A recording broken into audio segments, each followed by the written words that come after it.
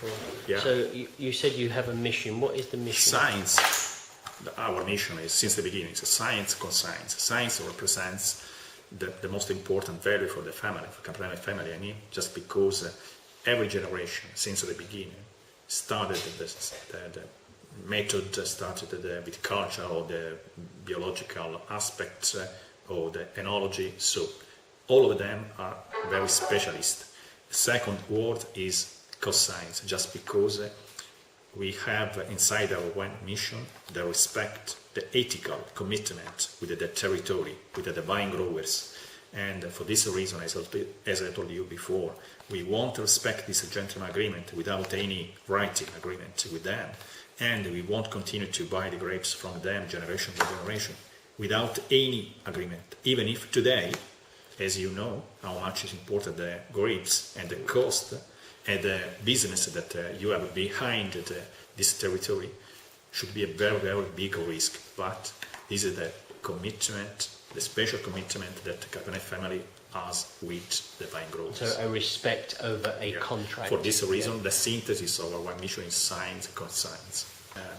For us, it isn't so important to speak about now, but that's because we are so involved and so focused on Prosecco Superiore. That is our focus since the beginning, just because, as you know, Carpené Malvolti was the first winery to produce Prosecco, was the first that invented Prosecco, and thanks to Antonio Carpené, today a lot of wineries, a lot of producers can speak about Prosecco, and all the world speaks about Prosecco, as you know, and today is the first category in the bubbles businesses. Thanks to Antonio that was the first generation of our winery that invented Prosecco, but he did a lot of things, very interesting things. One of the things, he started a lot the viticulture, the enology, together the most important people that age, like Louis Pasteur in French area, like Mr. Liebeck in Austria, like Mr.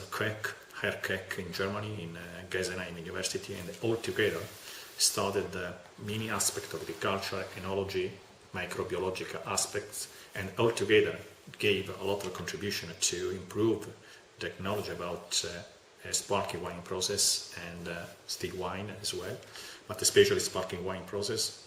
So we have many evidence that Antonio Carpené gave a lot of contribution to the viticulture technology since the beginning. Then he was a scientist, he was a chemist, enologist, really speaking, was a genius, and his contribution is so important, not in terms of just only for the business of production of sparkling wines, but also for the study.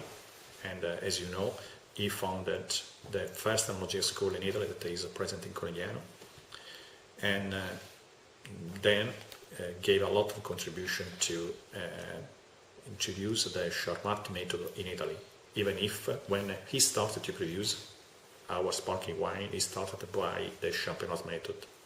The first product that you have there is made by Champenoise method.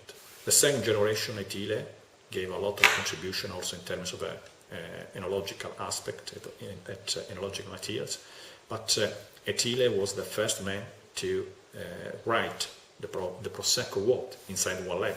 That is the first label that was created in 1924 from Etile Carpené, the second generation. So, and that label was born in that version in 1924 after the recognition of Champagne area in 1923. So all things are strictly connected by themselves.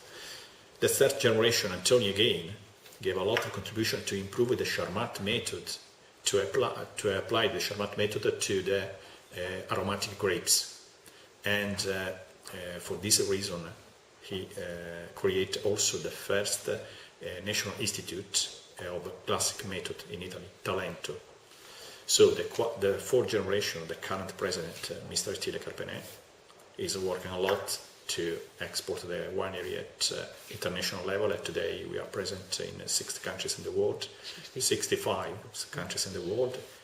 Carpené Malvolti isn't the biggest producer of a Prosecco Superiore, but is one of the biggest, of course, but is the most distributed in the world in terms of Prosecco Superiore and brand as well. We started in 1965 everywhere in South America, in the States, in Asia, and step by step, year by year. Today we have 65 countries, and everywhere we are present with our brand that represents firstly sparkling wines, and then grappa, and then brand. Just because we were born as producer of sparkling wine, and also by distillate, grappa and brand as well. So in this place, even if today will be not possible to visit it, just because I told you that we have a lot of work in progress, but anyway, now we are present in the most historical winery that produces sparkling wine in Italy and distillate as well. So next year will be so important for us, just because we will enjoy the next 150 years anniversary. We are working a lot to create the special events along all the year. We count to realize 7 events, very institutional events, to enjoy all together with our friends, partners, stakeholders, all together this important and historical event. That is the synthesis of our history. And how important is it for you and for the brand for people to realise that Prosecco is not just a cheap sparkling wine, that there is in fact very good a lot question. of work that very goes good into question. making it? We started to promote the high quality of a Prosecco since the beginning, even if the recognition of a Prosecco DOC before, I mean in the firstly, in the 1969 with the both of Prosecco recognition, Prosecco DOC recognition, and then in 2009 with the recognition of the highest recognition by wines, Italian wines. It was so important, and now is more important to speak about Prosecco Superiore, about territory, not just about Prosecco. But that is normally when one category so important like Prosecco category is continuing to grow. It's so important to speak about the high quality. But if you think that the recognition was born just only 8 years ago, it's a baby. It is a baby. So we need time. We need time to explain to the consumers at the Italian level and the international level the difference between DOC and DOCG. We need time. And then, as you know, when one category is so important like Prosecco, a lot of producers, local producer, international and multinational companies are very, very interested to speak and working behind this category. So the risk that the consumers can be confused by this distinctive denomination is high, but the opportunities is so big. So we have to believe, together the consortium, to believe, to continue to promote the logic and the territory of a Prosecco Superiore. And really speaking with you, I think that